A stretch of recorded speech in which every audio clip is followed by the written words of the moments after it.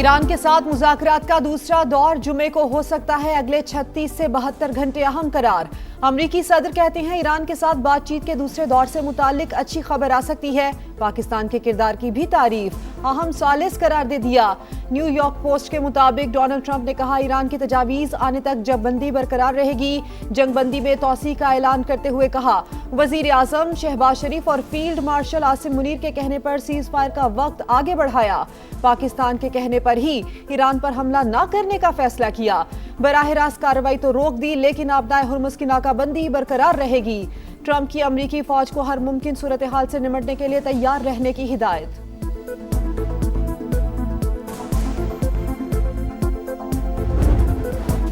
سفارتکاری کے میدان میں چھا گیا پاکستان، خطے کو ایک بار پھر بڑی تباہی سے بچا لیا۔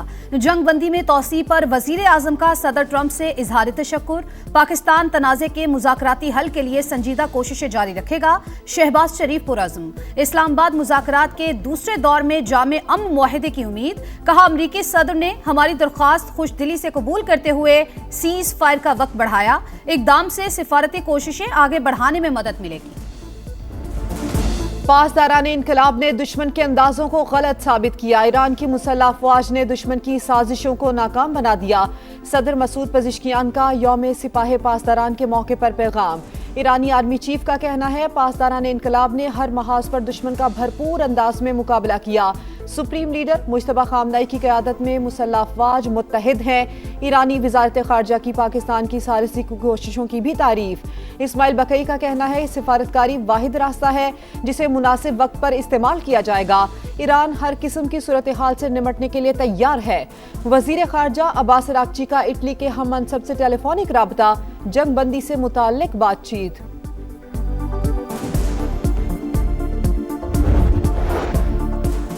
خطے میں پائیدار امن کے لیے پاکستان کی بھرپور کوششیں، مذاکرات کا دوسرا دور یقینی بنانے کا عزم۔ امریکہ کے ساتھ مذاکراتی عمل کو کیسے آگے بڑھایا جائے، وزیر اعظم سے ایرانی سفیر رضا امیری مقدم کی ملاقات۔ قیام امن کے لیے حتمی معاہدے تک پہنچنے کے امکانات کا جائزہ۔ خطے کی تازہ ترین صورتحال اور امن کوششوں پر بات چیت۔ علاقائی استحکام کے لیے مل کر کام کرنے پر اتفاق۔ آبنائے ہرمز کی ناکہ بندی ختم ہوتے ہی اسلام آباد مذاکرات کا دوسرا دور ہوگا۔ اشارے ملے ہیں امریکہ ناکہ بندی اٹھانے کے لیے تیار ہے۔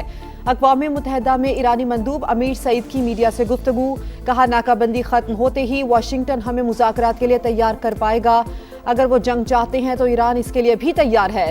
لبنان سمیت پورے خطے میں جنگ بندی ہماری بنیادی شرط ہے۔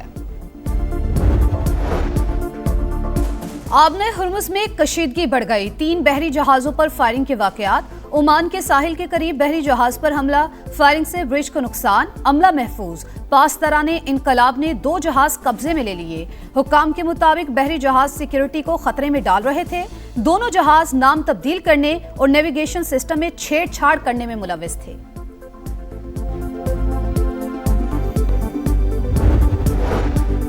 چین مشرق وسطی میں تنازع کے سفارتی حل کا حامی، امریکہ ایران کشیدگی نازک موڑ پر آ گئی۔ ہر ممکن طریقے سے جنگ کو دوبارہ شروع ہونے سے روکا جائے۔ تعمیری کردار ادا کرنے کے لیے تیار ہیں۔ ترجمان چینی وزارت خارجہ کی پیشکش۔ برطانوی وزیر خارجہ کو امریکہ ایران جنگ بندی میں توسیع کا خیر مقدم، کہا دوبارہ جنگ ہوئی تو یہ خطے اور عالمی معیشت کے لیے بڑا دھچکا ہوگا۔ UN سیکرٹری جنرل نے جنگ بندی میں توسیع اعتماد سازی کی جانب اہم پیش رفت قرار دے دی۔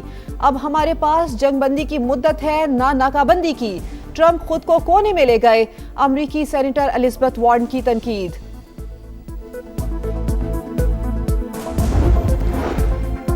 اسحاق ڈار سے برطانوی ہائی کمشنر کی ملاقات، خطے کی بدلتی صورتحال پر بات چیت۔ نائب وزیر اعظم کا مصالحتی کوششیں جاری رکھنے کے عزم کا اعادہ۔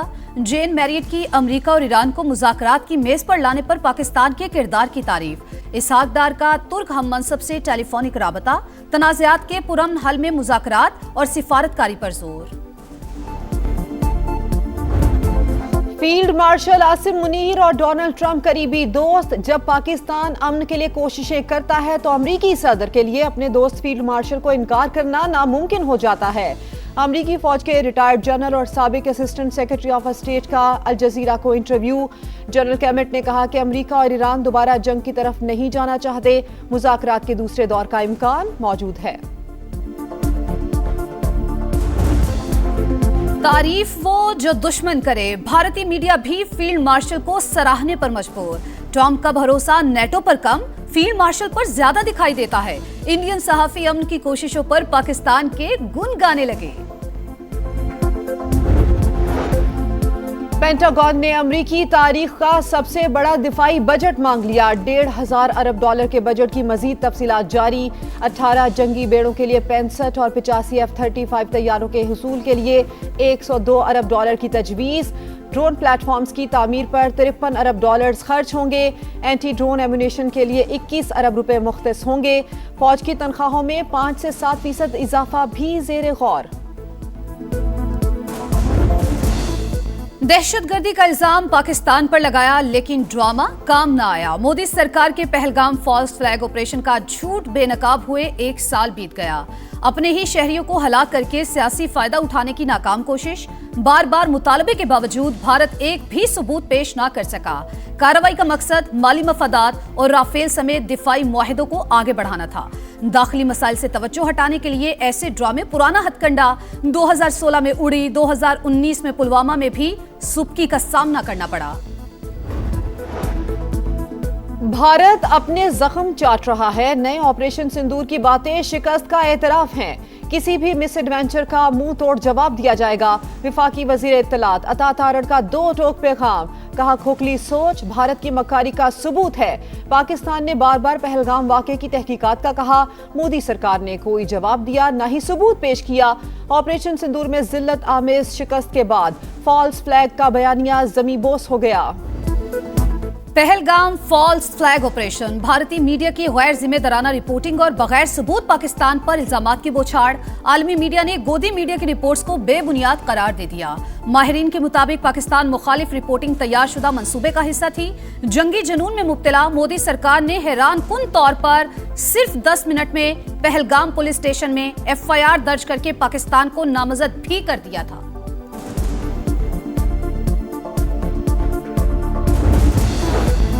کراچی تا سکھر موٹر وے M6 کی تعمیر کے حوالے سے بڑی پیش رفت۔ ایشین ڈیولپمنٹ بینک اور NHA کے درمیان معاہدہ طے پا گیا۔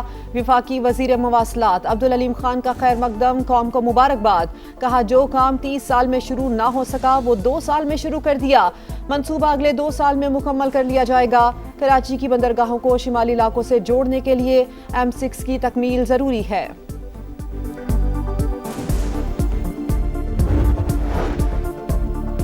کراچی سرکولر ریلوے اور سب اربن ٹرین سروس بحال کرنے پر اتفاق۔ کراچی تا روہڑی اور جیکب آباد نئی ٹرین سروس شروع کرنے کا فیصلہ۔ وزیر ریلوے حنیف عباسی کی وزیر اعلیٰ سندھ سے ملاقات، کہا مشترکہ کوششوں سے ریلوے نظام کو جدید اور قابل اعتماد بنایا جائے گا۔ اجلاس میں ریلوے زمین پر تجاوزات کے خلاف سخت آپریشن شروع کرنے کا بھی فیصلہ۔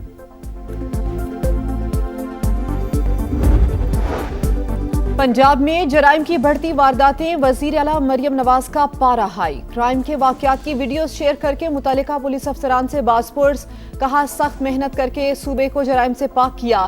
شرح میں دوبارہ اضافہ شرمناک ہے۔ پولیس کو منچاہا بجٹ دیا، اسلحہ، آلات اور گاڑیاں فراہم کی، اب ڈیلیور کر کے دکھانا ہوگا۔ RPOs اور DPOs کو CCD سے بھرپور تعاون کی ہدایت۔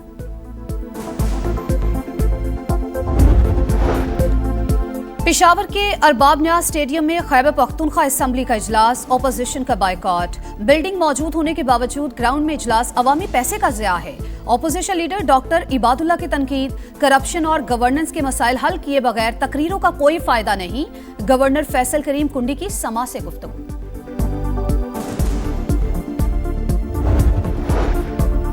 اسپارکو کے خلائی مشن پروگرام میں بڑی پیش رفت۔ چینی خلائی پروگرام کے لیے 2 پاکستانی خلاباز منتخب، محمد ذیشان اور خرم داؤد تربیتی پروگرام میں شرکت کے لیے چین چلے گئے۔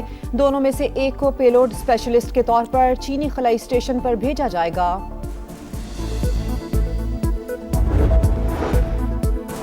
सूरज तप गया। लाहौर समेत पंजाब के मैदानी इलाकों में गर्मी की लहर। लाहौर में पारा 39 डिग्री को छू गया। महकमा मौसमियात का हीट वेव अलर्ट जारी। शदीद गर्मी में दोहरा अजाब। 6 से 8 घंटे की लोड शेडिंग। मामूलाते जिंदगी बुरी तरह मुतासिर। मोहम्मद नवाज आईसीसी के रिडार पर आ गए। डोपिंग कवानीन की खिलाफवर्जी पर तहकीकात का आगाज। पाकिस्तानी क्रिकेटर ने ममनुआ अशिया का इस्तेमाल किया। वर्ल्ड कप के दौरान लिया गया डोप टेस्ट मुस्बत आ गया। क्रिकेट वेबसाइट की रिपोर्ट। मोहम्मद नवाज का इल्जामात मानने से इनकार।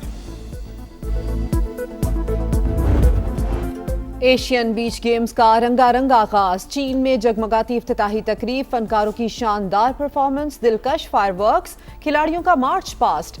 पाकिस्तान का 40 रुकनी दस्ता शरीक। कौमी एथलीट्स 6 खेलों में जौहर दिखाएंगे।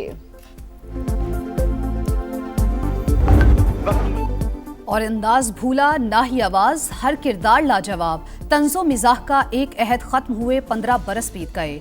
वर्सटाइल अदाकार मोइन अख्तर की हसीन यादें जहनों पर नक्श। कई दहाइयों तक दिलों पर राज। 50-50, आंगन टेढ़ा और इंतजार फरमाइए जैसे शाहकार आज भी याद।